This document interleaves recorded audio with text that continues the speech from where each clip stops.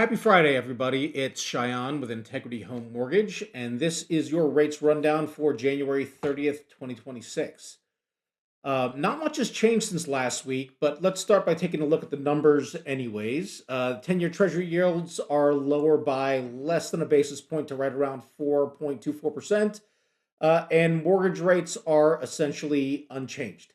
The headline of the week, of course, was the first Fed meeting of 2026, which came and went with little drama.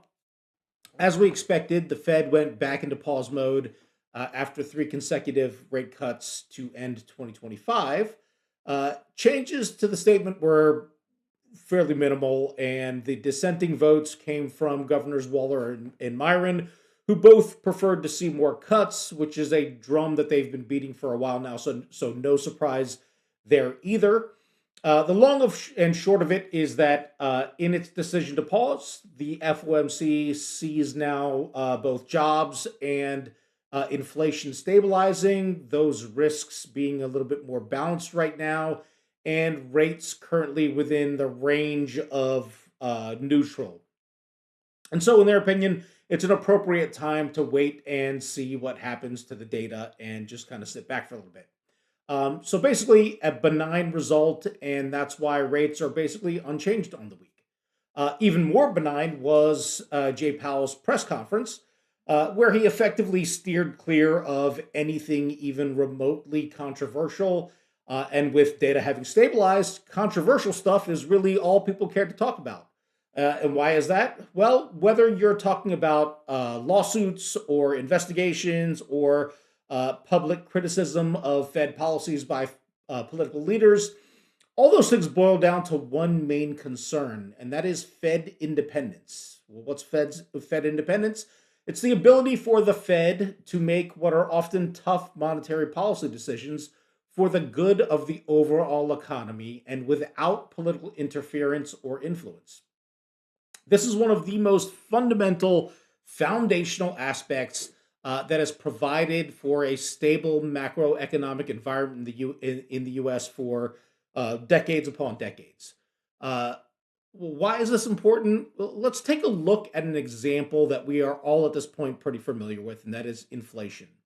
If households and investors believe that the Fed will reliably and predictably tighten policy when inflation rises, even if it hurts growth and or is politically unpopular, then inflation expectations remain anchored, meaning markets price in the fact that policy will come, that it'll do its job, and eventually this issue will be solved. So inflation is ultimately a confidence problem, not just a monetary problem. And once credibility is lost, controlling inflation becomes far more costly and far less effective. Which kind of brings us to the other big headline of the week as it relates to rates, and that is the nomination of Kevin Warsh as the next Fed chair. Now, Kevin Warsh is very qualified, and he's actually much more of a mainstream candidate than several of the other folks that were in the running. He's got a very good reputation, a Wall Street veteran, a former Fed governor. In fact, he was very much in the running when President Trump appointed Jay Powell as Fed chair in 2017. So he's a known quantity.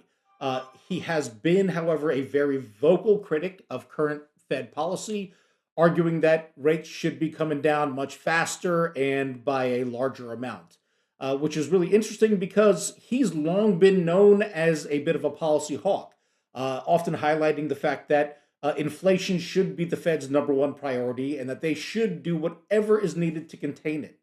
But more recently, he now leans much more dovish because he believes that recent innovations like AI, for example, will boost productivity domestically and ultimately have a disinflationary impact on the economy. He's also notably been vocal in his opposition to the Fed holding such a large balance sheet. That balance sheet, if you recall, contains $2 trillion in mortgage-backed securities on it. So a change in policy around that would be very much a game changer. We saw just a couple weeks ago how markets reacted to $200 billion in purchases. Just imagine what would happen with $2 trillion in sales. I'm not saying that's what would that's a sure thing, but it's something we have to consider. So as the market digests this nomination, this too will boil down to a matter of credibility and independence. Do markets believe that Warsh's newfound dovishness truly is a reflection of newly developed independent opinions, or is it an indication of a willingness to perhaps accommodate political influences? It may seem philosophical because ultimately, we don't know for sure until things actually happen, but that's exactly why markets price risk, not outcomes.